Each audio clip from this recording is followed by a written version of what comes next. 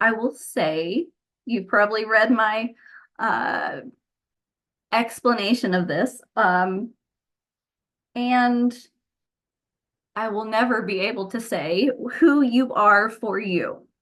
Um, and so, as I sat down and read the text from Isaiah that you saw that I mentioned in my explanation for tonight, the piece that I picked out of there is here I am.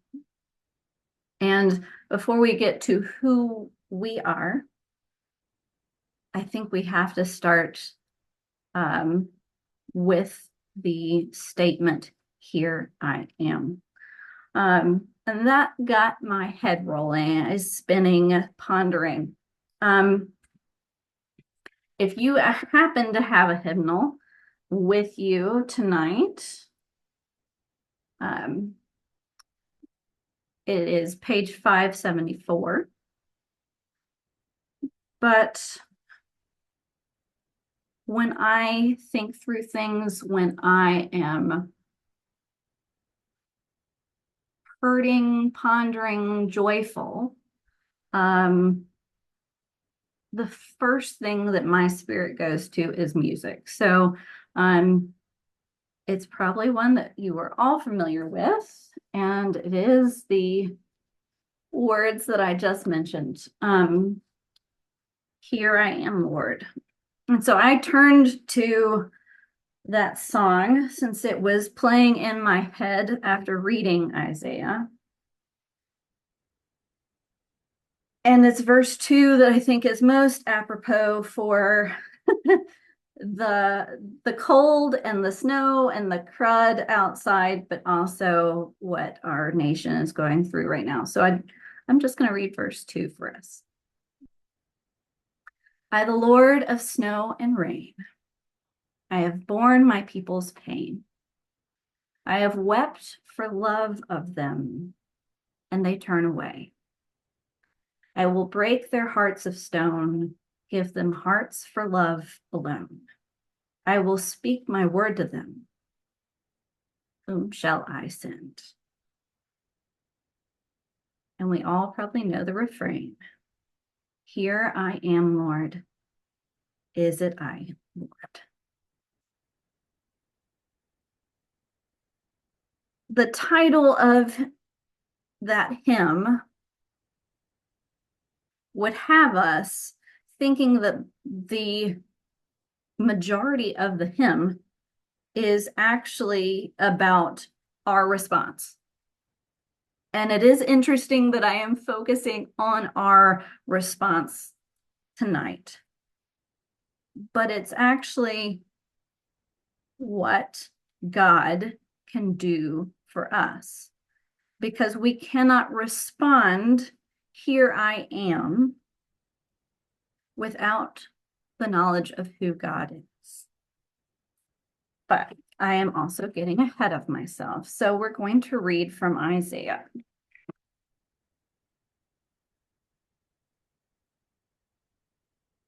Isaiah 6. In the year of King Uzziah's death, I saw the Lord seated on a high elevated throne. The hem of his robe filled the temple. Seraphs stood over him. Each had 6 wings. With 2 they covered their faces, with 2 they covered their feet, and they used the remaining 2 to fly. They called out to one another, Holy, holy, holy is the Lord of heaven and of earth. His majesty's splendors fill the entire earth. The sound of their voices shook the door frames, and the temple was filled with smoke. I said, Woe to me! I am destroyed, for my lips are contaminated by my sin, and I live among people whose lips are contaminated by sin. And my eyes have seen the King of the Lord of heaven's armies. But then one of the seraphs flew toward me, and in his hand was a hot coal, and he had taken from the altar with tongs, and he touched my mouth, and with it said, Look, this coal has touched your lips. Your evil is removed. Your sin is forgiven.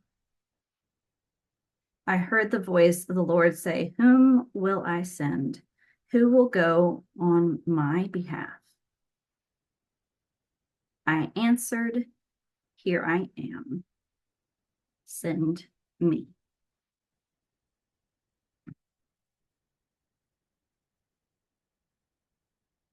Usually when we think about this passage from Isaiah, our minds probably go directly to the piece of our liturgy that quotes it. But interestingly enough, as beautiful as that liturgy is, you know, holy, holy, holy, it is not that beautiful. It is actually a vision that is downright terrifying if we think about it. For Isaiah, there is a seraph flying to him with a hot coal, and is touching his lips. And thankfully, it does not hurt him in the sense that it would burn had it not been a vision. But it is still an image that is rather terrifying. And to this terror, Isaiah still says, here I am, send me. When we respond to God, when we hear God's call and answer, here I am, we are actually entering into biblical tradition. In Genesis 22, the angel of the Lord says to Abraham, calls to Abraham, and Abraham says, here I am. In Genesis 31, Jacob tries to convince his wives to return to Canaan by recounting his dream. And when he describes his dream, his response to God's call is, here I am. In Exodus 3, God observes Moses turning aside to see the burning bush, and he calls, Moses, Moses. And you probably guessed it. The response is, here I am. 1 Samuel 3, another one that we've probably heard a little bit about. It appears occasionally in our lectionary. Samuel, the young prophet, is sleeping in the house of the Lord and hears the voice of the Lord calling him. And every time he calls, he says, here I am. Even in Acts 9, Ananias is called by the Lord to go and heal Saul, return his sight. And his response is, here I am.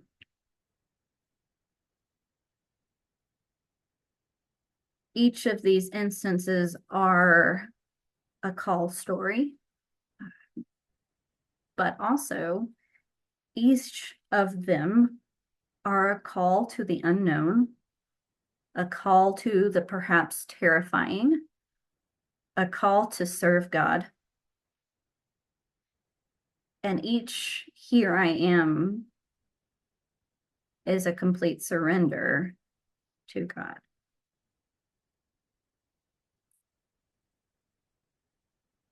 In talking about the response, as I said earlier, we are jumping ahead.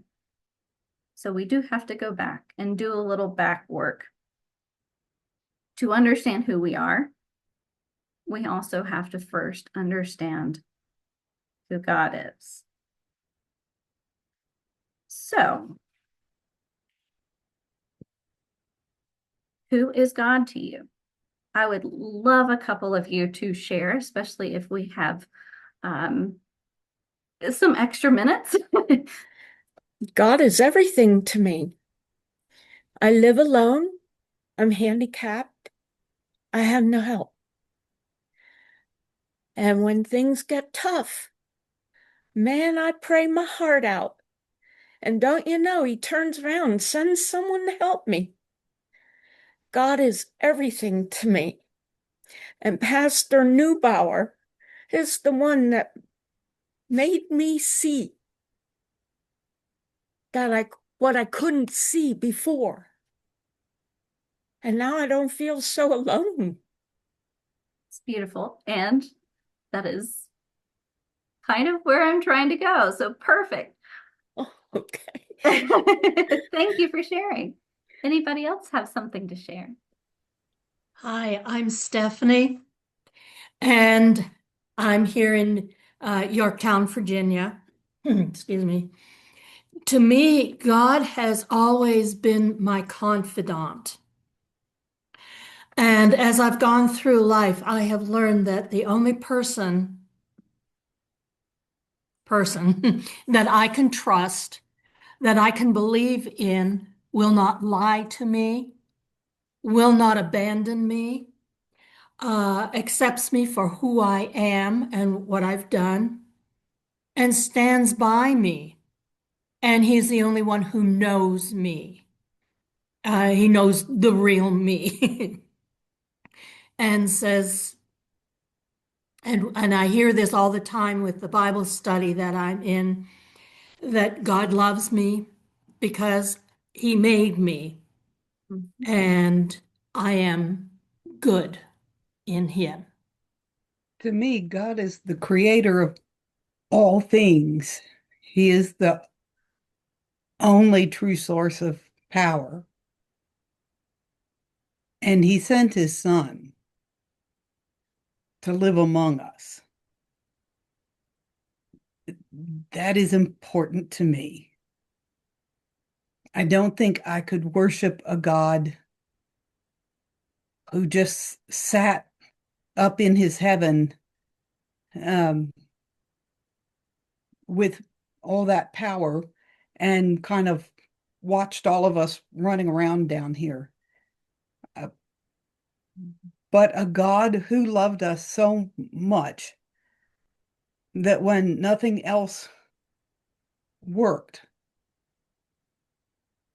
would send his son not to just come down fully formed as a king to run things, but to come and live our entire life and live the whole experience and to live many of the things that we live. I was tortured as a child. My God even lived through torture to let me know that he knows what I lived. And then died on a cross to take my sin. That means everything to me. That is my God. That is the God I will follow, not just in this life, but for all time.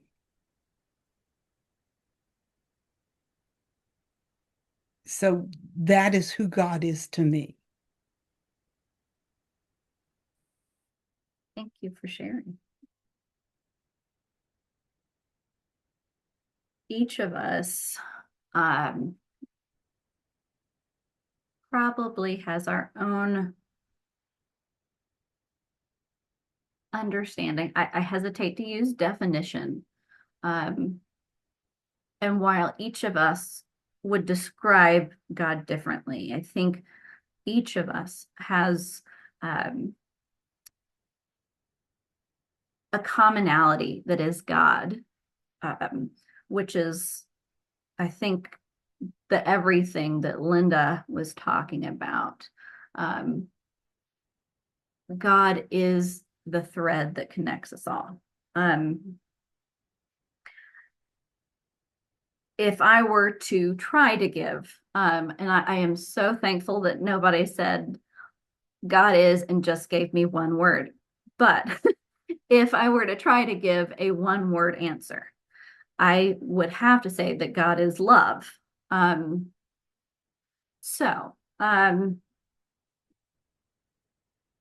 to explain a little bit about who God is, I would like to tell you a story.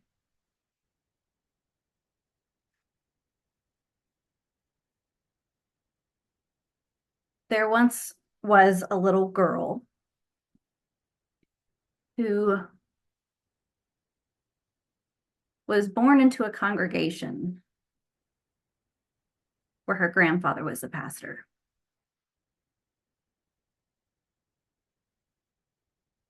That little girl saw her grandfather preach every Sunday and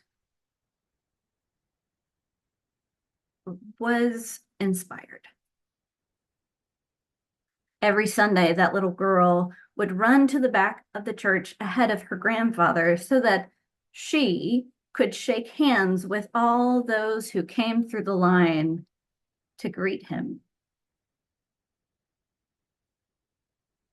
When she was about 3.5, he took a new call, and church changed a little bit because she no longer ran to the back of her church. But whenever she visited her grandparents, wherever her grandfather was called, didn't matter that she didn't know those people. She would run to the back of that church and stand and shake the hands of all those who came through the line. And that little girl, she grew and she grew and she grew. When she was probably about 4th or 5th grade, she would come to the evening Lenten programs with her parents. And one evening, her mother said, "Why don't you go do your homework out in the hall?" Suddenly, the little girl had newfound freedom. She didn't have to sit in the fellowship hall and listen. She could wander the church.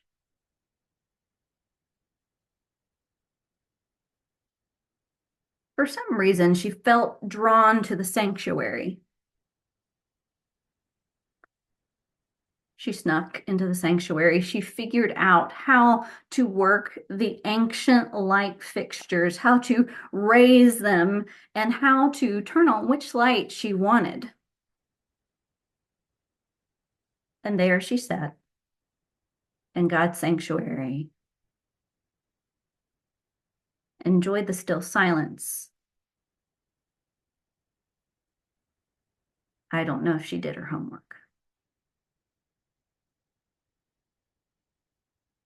Years passed, and every Lent, she would sneak out to the sanctuary. Sometimes she would dance in front of the altar. Sometimes she would sing to herself. The church had a pulpit that was carved in the shape of a chalice. Sometimes she would sit in the pulpit and feel how comfortable it was in this quiet space. Sometimes she'd pray. Sometimes she'd talk to herself. She wondered things about, wouldn't it be cool if she could have a bed in the pulpit? Because it was the safest place she ever felt.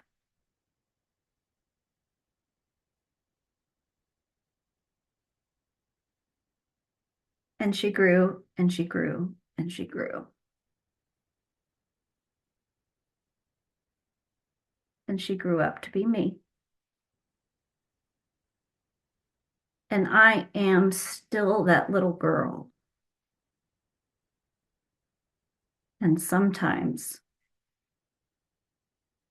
even though I have placed around my neck the yoke of the stole, even though I have put on adulthood,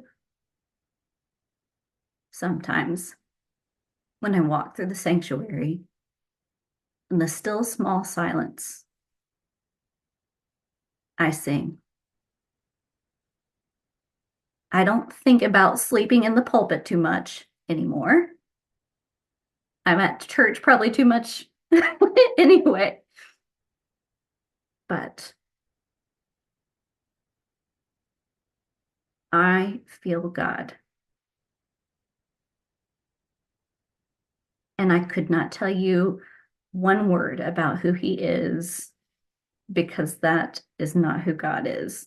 God is too big for one word.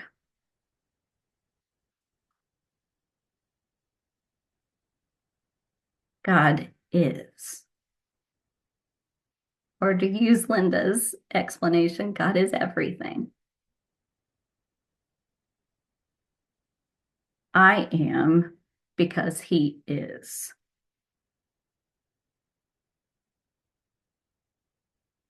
I can't tell you as that little girl if I ever said in the sanctuary, here I am. And sometimes here I am is still terrifying. But here I am has been required again and again. And I hope that I will always be able to say it to my God who is everything.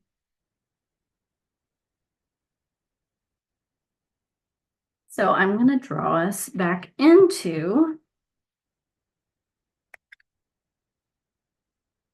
the Bible. If you are wondering where I am going to Exodus 3, starting with the 13th verse.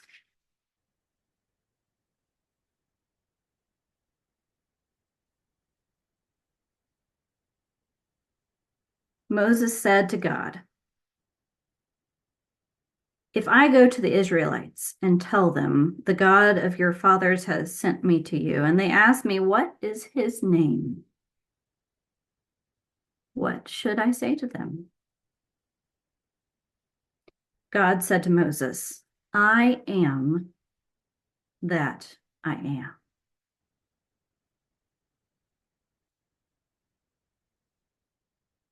I hope as you heard God's response, you heard a piece of that response which we make to God. I am that I am. But it's not just our Father who says it. Jesus in chapter 8 of John's Gospel says, very truly I tell you, before Abraham was, I am. Jesus also makes several statements, which I hope you are familiar with. So after each of these, I am going to pause. And this is where I had other things. So hopefully these will stand in and serve their purpose. But if you know what I am referring to, please feel free to turn on your mic and share it with the rest of us. So Jesus says, I am. Bread of life. Thank you. All right. That's John 6, 35 through 48. Now, let's see. Jesus says, I am the light. Light of the world. Somebody got it. Thank you. I think 2 people tagged that one. Okay. That is John 8:12. I am the light of the world. This was one of the ones that I worked really hard on. So Jesus says, I don't know if either of these make any sense. This is my son's Minecraft portal. So maybe that'll help you. Jesus says, I am the 8. Gates. I, Thank I am you. the way. I am the way. I am the gate for this one.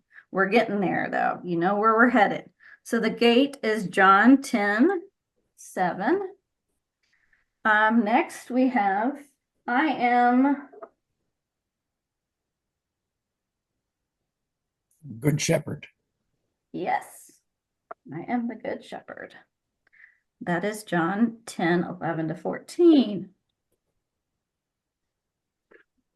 The next one is I am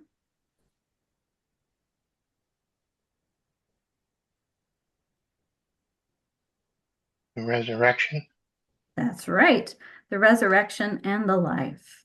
John 11:25. And Jesus says, I am The way. the way, the truth, and the life. John 14:6. And perhaps we can get this one. This is the one, another one that I struggled with. Jesus says, I am the true, maybe that'll help. The true Through the vine. vine. That's right. I had my chalice that had grapes on it, but it's at the church. So I am the true vine, which is John 15:1-5. So God's call on each of our lives is about fulfilling our own identity. So when you answer, who am I? It's going to be different than what my answer would be. But again, God is the common thread. God is everything. So we might answer in similar ways. Accepting our call, because we each have one, is about knowing exactly who we are, knowing how God made us, loving how God made us, and how He intended us to be. When we say, here I am, what we are actually saying is, this is who I am. This is what I have to offer. I accept the Spirit is working in me, and I will use myself as God made me to serve Him to the best of my ability. But perhaps you have picked up the thread that I've been trying to carry through this entire Bible study, that what we are giving back is something that is already God's. We are giving back a piece of the great I am, the piece that we carry in each and every one of us. So when we say, here I am, we are echoing God's name. I am that I am. Who are you individually? That is for you to decide. But you are, I am, because God is. Why are you here? Because the I am that is within you has stirred, has been called, and you have responded. Here I am. Here we are. Thanks be to God.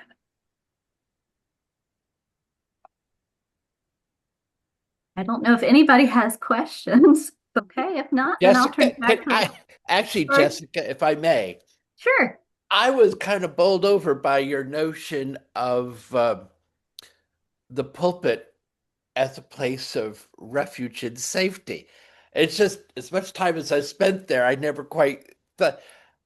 Was that sort of like an evolutionary development? Did it just sort of hit you out of the blue one night? How did that happen that you saw the pulpit as the safe place?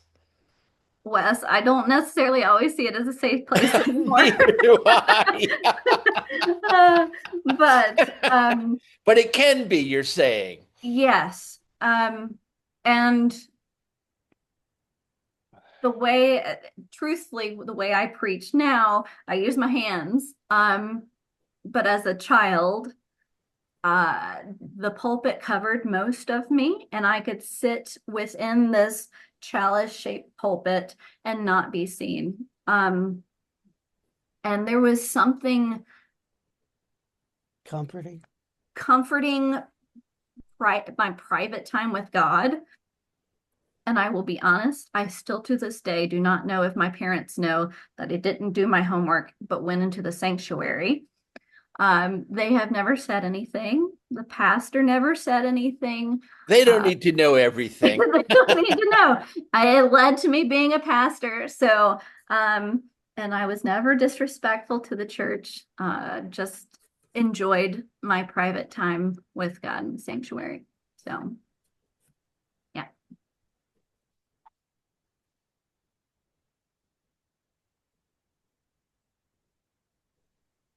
This is Stephanie. Very briefly, at my church, we have a young child. He's probably about 2 now. He's a walkie and almost a talkie. The way his parents parent him, he explores.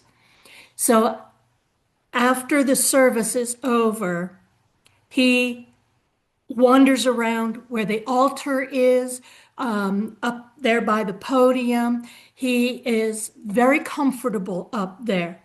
And I remember growing up that the altar, that area was so sacred, nobody else could go up there. The only time you could go up was during communion. So it is just a wonderful thing to see that this young child and his parents feel very comfortable by letting him go up there. Just an observation. Yes. And I would, my own children have been told that they shouldn't be up there. And as a parent and as a pastor who found God there, I'd say welcome it and enjoy it and embrace it, because who knows, you might be welcoming a future pastor. Jessica, you've knocked it out of the park again. I love the way you bring yourself into your stories each time you do these Bible studies for Power in the Spirit, or when you preached last summer. You do a wonderful job of that, and I appreciate that. Thank you. I so enjoy doing it. Well, I enjoyed it, and I want to tell you that the church in Yorktown was, other than the one that I was married in, was only the other church that I ever felt so at home in when I walked through those doors. Everybody became my family, and I just always felt so good to be in there. So I can understand where you're coming from. Thank you. That means a lot. Yeah.